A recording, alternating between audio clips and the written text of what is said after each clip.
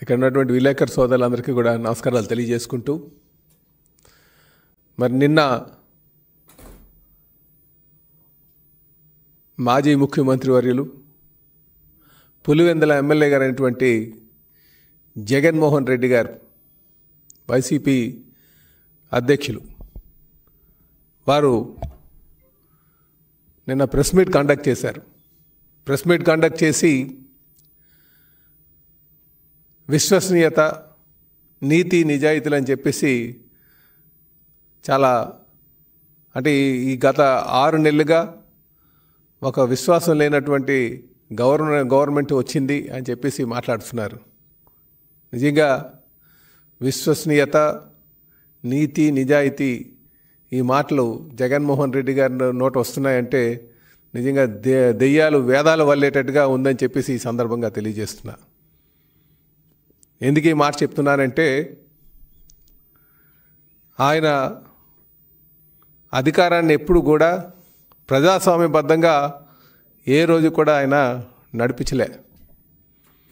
ఈరోజు అధికారం కోల్పోయేసరికి ఆయన విశ్వసనీయత, నీతి, నిజాయితీ అని చెప్పేసి కొత్త కొత్త మాటలు మాట్లాడుతున్నారు. ఈ మాటలు నిజంగా దెయ్యాలు వేదాలు వల్లేటట్టుగా ఉందని చెప్పేసి ఈ సందర్భంగా తెలియజేస్తున్నా. ఈరోజు జగన్మోహన్ రెడ్డి గారు ఒక ప్రెస్ మీట్లో కొన్ని అంశాలు కానీ తీసుకుంటే, ఆయన మాట్లాడుతూ ప్రజల యొక్క తీర్పుని, ప్రజా తీర్పుని అపహాసం చేసేటట్టుగా, నేను అసెంబ్లీకి రాను, ప్రెస్ వేదిక ప్రజల యొక్క బాణీని వినిపిస్తానని చెప్పేసి వారు అంటున్నారు. నిజంగా ఒక ప్రజానాయకుడికి, నిజమైన ప్రజానాయకుడికి ప్రజలు ఇచ్చినటువంటి తీర్పుని గౌరవించాల్సిన అవసరం ఉంది. అంటే జగన్మోహన్ రెడ్డి గారికి ఈ ప్రజలు ఇచ్చినటువంటి తీర్పు ఆయనకి గౌరవించడం రాదు. 2019లో తెలుగుదేశం పార్టీకి 23 సీట్లు వచ్చినాయి. 3 సార్లు ముఖ్యమంత్రిగా చేసినటువంటి చంద్రబాబు నాయుడు గారు ఆ ప్రజా తీర్పుని గౌరవించి ఆయన అసెంబ్లీలో ఉన్నటువంటి తీరుని మీరు గమనించాలి.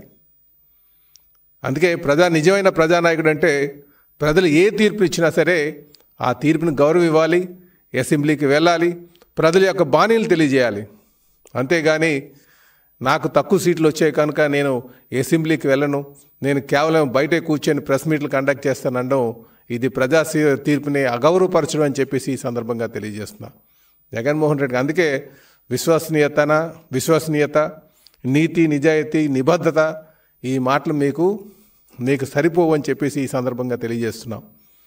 ఇదే కాకుండా అసలు జగన్మోహన్ రెడ్డి గారు కేర్ ఆఫ్ అడ్రస్ దేనికంటే అది దారుణాలకి, అలాగే దాడులకు, దోపిడీలకు కేర్ ఆఫ్ అడ్రస్ ఎవరైనా ఉన్నారంటే అది జగన్మోహన్ రెడ్డి గారు అని చెప్పి ఈ సందర్భంగా తెలియజేస్తున్నాను. ఎందుకు ఈ మాట అంటున్నానంటే, ఆయనకి దారుణాలు అని ఎందుకనంటే ఆయన సొంత బాబాయిని హత్య చేసి అది చంద్రబాబు నాయుడు గారి మీద నెట్టినటువంటి తీరు, ఇంకా దాడులు, ఆయన పార్టీ ఎవరు ఆయన పార్టీలోకి రానంటే వాళ్ళపైన ప్రతిపక్ష నేతల మీద దాడులు చేయడం, అనేక మంది ప్రతిపక్ష నేతల మీద దాడులు చేసి పరిపాలన గత 5 సంవత్సరాలుగా సాగించినటువంటి తీరు. ఇకపోతే దోపిడీల కోసం చెప్పక్కర్లే, అటు లిక్కర్లో కావచ్చు, శాండ్లో కావచ్చు, మైన్లో కావచ్చు, ఎన్ని దారుణాలు చేసి, ఎన్ని దోపిడీలు చేసి, ఇన్ని దౌర్జన్యాలు చేసి ఈరోజు ఈయన విశ్వసనీయత కోసం మాట్లాడుతున్నారు. అందుకే అంటున్నాం మేము, ఈ మాటలు జగన్మోహన్ రెడ్డి గారి నోటు వెంట వస్తున్నాయంటే దెయ్యాలు వేదాలు వల్లించినట్టుగా ఉందని చెప్పేసి. ఇదే కాకుండా ఈయన లిక్కర్ కోసం మాట్లాడుతున్నారు. అసలు 2019 నుంచి 2024 వరకు వీళ్ళు నాసి రకమైనటువంటి మందమ్మి ప్రజలు ఎంతోమంది ప్రాణాలు కోల్పోయే విధంగా ఆయన సొంత డిస్టిలరీస్ పెట్టుకొని దారుణాతి దారుణంగా వ్యవహరించినటువంటి తీరు.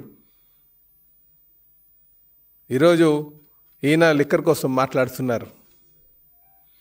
అంటే ఒక నాణ్యత లేనటువంటి మందుని ఈ రాష్ట్రంలో తీసుకొచ్చి తద్వారా డబ్బులు కూడబెట్టుకొని ఎంతోమంది సుమారు 3 లక్షల మందికి ఆయన లివర్ సమస్యలతో ఈ రోజుకి కూడా బాధపడుతున్నారు. 35,000 మంది ఆ లివర్ సమస్యలతో చనిపోయినటువంటి తీరు గత 5 సంవత్సరాలుగా. ఈయన విశ్వసనీయత కోసం మాట్లాడడం చాలా దారుణం అని చెప్పేసి ఈ సందర్భంగా తెలియజేస్తున్నారు. ప్రజలందరూ కూడా ఇది గమనిస్తున్నారు కనుకనే ఆయనకి ఇంటికి పంపించడం కూడా జరిగిందని చెప్పేసి తెలియజేస్తున్నారు. ఇదే కాకుండా ఈయన మాట్లాడితే నా బీసీలు అంటున్నా. ఈయన 56 కార్పొరేషన్లు పెట్టి బీసీలను అగౌరవపరిచే విధంగా 56 కార్పొరేషన్లు పెట్టి వాళ్ళకి ఎవరికి కూడా ఒక కుర్చీ టేబుల్ కూడా ఇవ్వకంట, ఎవరికి సరైన ఆఫీసు లేకుండా కేవలం నామక వాస్తా మేము బీసీలకి గౌరవిస్తున్నాం అని చెప్పి కార్పొరేషన్ పదవులు ఇచ్చామని చెప్పేసి అవమానించినటువంటి తీరు. అలాగే 34% రిజర్వేషన్ చేస్తానని చెప్పి అది 24% రిజర్వేషన్ చేసి సుమారు 16,000 మందికి ఆ రాజకీయ అవకాశాలు కోల్పోయే విధంగా చేసి ఎంతోమందికి ఆ మెడికల్ సీట్స్, ఇంజనీరింగ్ సీట్లు కోల్పోయే విధంగా చేసినటువంటి తీరు. ఈయనొచ్చి నా బీసీలని మాట్లాడుతున్నారు. ఇవన్నీ కూడా దెయ్యాలు వేదాలు వల్లించినట్టుగా ఉందని చెప్పి ఈ సందర్భంగా తెలియజేస్తున్నాను. నిన్న మా ముఖ్యమంత్రి గారు 4వసారి ఈ రాష్ట్రానికి బాధ్యతలు చేపట్టి నిన్న క్యాబినెట్ మీటింగ్లోనే 34% రిజర్వేషన్ మేము కల్పిస్తున్నామని చెప్పేసి అనౌన్స్ చేసాం. గతంలో కూడా మేము సుప్రీంకోర్టులో కూడా దీని మీద పోరాటం చేసాం. సో నిబద్ధత అంటే ఆ విధంగా ఉండాలి. అలాగే ఈయన సూపర్ 6 కోసం మాట్లాడుతున్నారు. సూపర్ 6 కోసం ఏమీ అమలు కాలేదని చెప్పేసి. మరి అమలు కాకుండానే అన్నా క్యాంటీన్లు ఓపెన్ అయినాయా అని అడుగుతున్నా. అమలు కాకుండానే 1,000 రూపాయలు పెన్షన్ పెంచుతామని చెప్పి మరి పెంచినటువంటి తీరు మర్చిపోయారా అని అడుగుతున్నా. ఇదే 1,000 రూపాయలు పెన్షన్ పెంచుతామని చెప్పి 250 రూపాయలు పెంచుకుంటూ పోతామని చెప్పారు. ఇవన్నీ కూడా ప్రజలు గమనించట్లేదు అనుకోవద్దు. అందుకే జగన్మోహన్ రెడ్డి గారు మాట్లాడుతుంటే అది దెయ్యాలు వేదాలు వల్లించినట్టుగా ఉందని చెప్పేసి ఈ సందర్భంగా తెలియజేస్తున్నాం. చెప్పాలంటే ఇందాక చెప్పాను, ప్రజా తీర్పు ఏ నాయకుడికైనా సరే ప్రజలు ఇచ్చినటువంటి తీర్పుని గౌరవించాల్సినటువంటి అవసరం ఉంది. 23 సీట్లు అప్పటికే 3 మార్లు ముఖ్యమంత్రిగా చేసినటువంటి వ్యక్తి చంద్రబాబు నాయుడు గారు ప్రజా తీర్పుని గౌరవించి అసెంబ్లీలో కూర్చొని ప్రజల యొక్క బాణీని వినిపించినటువంటి తీరు మీరు గమనించాలని చెప్పి తెలియజేస్తున్నాను. ఏ నాయకుడికైనా సరే ముందు నిజమైన ప్రజానాయకుడు అనిపించుకున్న వాళ్ళు ఎవరైనా సరే ప్రజా తీర్పుని గౌరవించాల్సిన అవసరం ఉంది. ఈరోజు జగన్మోహన్ రెడ్డి గారు మళ్ళీ 201, 202 అనుకుని వస్తున్నారు.